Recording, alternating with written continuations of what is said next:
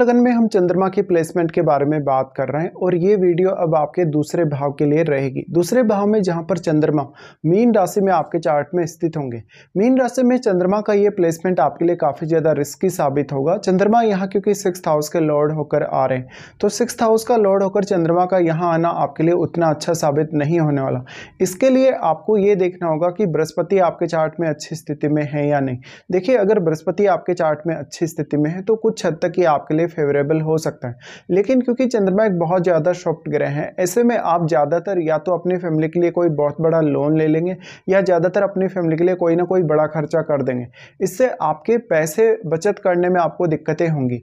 अब 6th house की energy यहाँ डिपॉजिट हो रही है आपके 2nd हाउस में, क्योंकि हम ये मानते हैं कि किसी भी भाव का स्वामी जब दूसरे भाव में जाकर बैठता है तो वो अपनी एनर्जी के साथ साथ अपने उन भावों की एनर्जी को भी उस पर्टिकुलर हाउस के साथ एक्सचेंज करता है।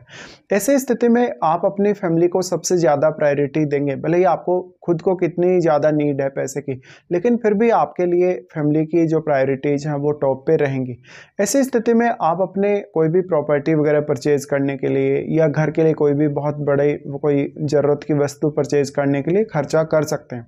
चंद्रमा वैसे भी आपको काफ़ी इमोशनल बनाने वाले हैं यहाँ पर। और जो मीन राशि है, वैसे अगर देखा जाए तो ये 12वें भाव का साइन है कालपुरुष के हिसाब से, यानी ये राशि 12वें भाव को रिप्रेजेंट करती है। इसलिए ज़्यादातर केस में यहाँ फैमिली के लिए आप कोई रिस्क ना लें तो ज़्यादा बेहतर होगा। यहाँ पर अगर चंद्रमा को सूर्य का सपोर्ट है, अगर यहाँ पे बृहस्पति का सपोर्ट हो, तो आपके लिए ये प्लेसमेंट काफ़ी अच्छी साबित हो सकती है। इसके साथ साथ अब आपके लिए सबसे ज़्यादा मैटर करेगा आपके 6th हाउस में स्थित ग्रह, क्योंकि 6th हाउस में जो भी ग्रह स्थित होगा वो अपनी एनर्जी यहाँ डिपॉजिट कर रहा है, साथ साथ में वो अपने उन भावों को भी यहाँ कनेक्ट कर रहा है जिनका वो आपके चार्ट में स्वामी होकर यहाँ आया।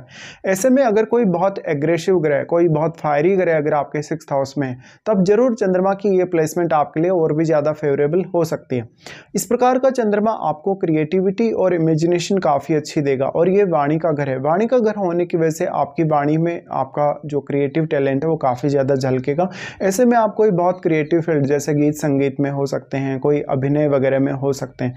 यहाँ पर अगर शुक्र का प्रभाव पड़ रहा हो चंद्रमा पर, तो ये प्लेसमेंट आपके लिए बहुत ही ज़्यादा फेवरेबल होगी और आपको काफ़ी ज़्यादा अपने जीवन में भौतिक सुख साधनों के मामले में सपोर्ट भी होगा।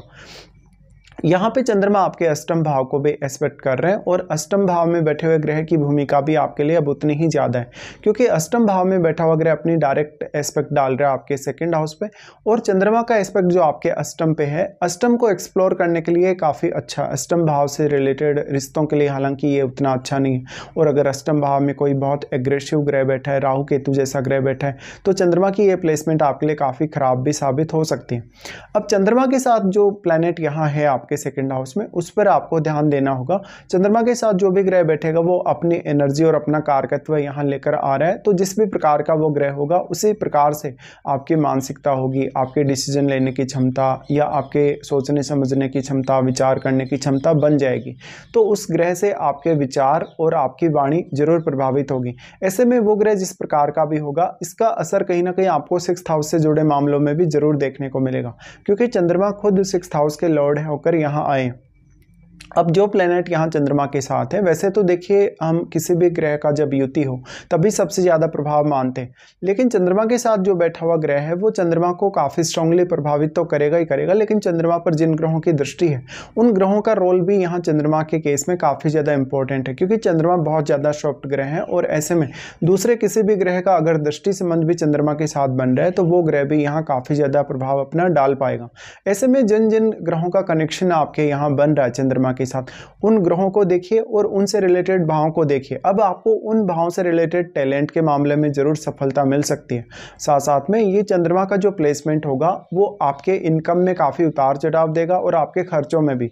इसलिए कभी भी आप प्री प्लानिंग करके अगर कोई काम कर रहे हैं, स्पेशली अपने इनकम और अपने खर्चों का अगर आप हिसाब किताब रख रहे हैं, तो वो आपको उतना ज़्यादा स्टेबल नहीं दिखाने वाले चंद्रमा। ऐसे में आप अपने करियर पे सबसे ज़्यादा ध्यान दीजिए, और सबसे मेन है आपके लिए डिसीजन लेने की जो प्रवृत्ति है आपकी। कोई भी प्रकार की आर्थिक रूप से बहुत बड़ी रिस्क लेने के बारे में आप अगर ना सोचे तो ज़्यादा बेहतर रहेगा। इसके साथ साथ अब आपको ये देखना होगा कि चंद्रमा के साथ जो प्लैनेट आपके सेकंड हाउस में बैठा है वो प्लैनेट आपके चार्ट में कौन कौन से अन्य भावों को यहाँ प्रभावित कर रहा है। तो आपके इस प्रकार से चंद्रमा के इफेक्ट्स आपको देखने को मिलेंगे। अब आपका यहाँ ये महादशा पर भी आपको विचार करना चाहिए कि महादशा आपको कौन सी है।